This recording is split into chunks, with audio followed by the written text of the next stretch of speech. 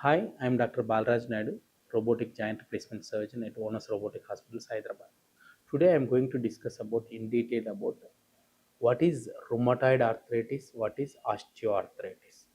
So చాలామంది arthritis అంటే అన్నీ ఒకటే అనుకుంటారు. కీళ్ళవాతం. సో కీళ్ళవాతంలో రెండు రకాలు ఉంటాయి. ఒకటి osteoarthritis most common 70 to 80% of the పేషెంట్లో ఉంటుంది. సో యూజువల్గా 40 years నుంచే అంటే ఇది వేర్ అండ్ టైర్ ప్రాసెస్. అంటే ఏజ్తో పాటు మనకు కార్ టైర్లు ఎట్లా అరుగుతాయో, లేకపోతే ఇంజన్ ఒక 15 years వాడిన తర్వాత ఎట్లా అయితే డ్యామేజ్ అవుతుందో, అలాగే మోకాళ్ళలో ఉన్న గుజ్జు, హిప్ జాయింట్లో ఉన్న గుజ్జు, వర్టిబ్రల్ బాడీలో మధ్యలో ఉన్న డిస్క్లు ఇవన్నీ అరగడం స్టార్ట్ అవుతాయి. ఇది ఆస్టియోఆర్థరైటిస్ అంటారు. యూజువల్గా 40 years ఉంటుంది. So pain increases with movement. అంటే ఎస్పెషల్లీ ఎల్బో జాయింట్ మూమెంట్ చేస్తున్నాం, షోల్డర్ మూమెంట్ చేస్తున్నాం అనుకో, మూమెంట్ తోటి ఇంక్రీజ్ అయ్యేది ఆస్టియోఆర్థరైటిస్. ఎస్పెషల్లీ మోకాల్లో మోస్ట్ కామన్ ఉంటుంది, followed by hip and shoulder. And common age is 40 to 45 years ఉంటుంది. And when comes to rheumatoid arthritis, it is seen in commonly females 20 to 25-30 years లోపల చూస్తాము. And symmetrical osteoarthritis అయితే single joint or double joint.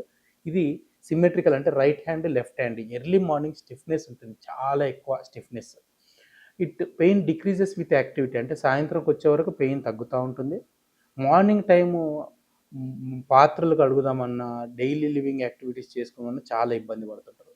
So treatment options వచ్చే వరకు ఆస్టియోఆర్థరైటిస్లో we can give physiotherapy, medicine in early stages. Last స్టేజ్లో hip replacement కానీ knee replacement కానీ చేయించుకోవచ్చు. ఎక్సలెంట్. రుమటాయిడ్ ఆర్థరైటిస్కి వచ్చేసరికి చాలా టెస్ట్లు ఉన్నాయి. ఒకటి first RA factor, anti CCP antibodies test చేసుకోవాలి. ఇవి రుమటాయిడ్ ఫ్యాక్టర్ కానీ యాంటీసీసీపీ పాజిటివ్ ఉన్నట్లయితే దీని సీరో పాజిటివ్ రుమటాయిడ్ ఆర్థరైటిస్ అంటే then you need to take disease modifying drugs అంటారు, అవి తీసుకోవచ్చు. దాంతో పాటుగా మెయిన్గా మేము at Onus Robotic Hospitals, we treat most of the patients with diet. So what we noticed in rheumatoid patients, they need to reduce the salt consumption, they need to reduce the oil consumption, they need to reduce sugar consumption. I did a study in 1300 patients. Those who are taking salt are suffering with more joint pains. So salt is the ultimate culprit for joint pains. You should avoid it. Still, if you are having any doubts, you can consult me at Onus Robotic Hospitals. Thank you.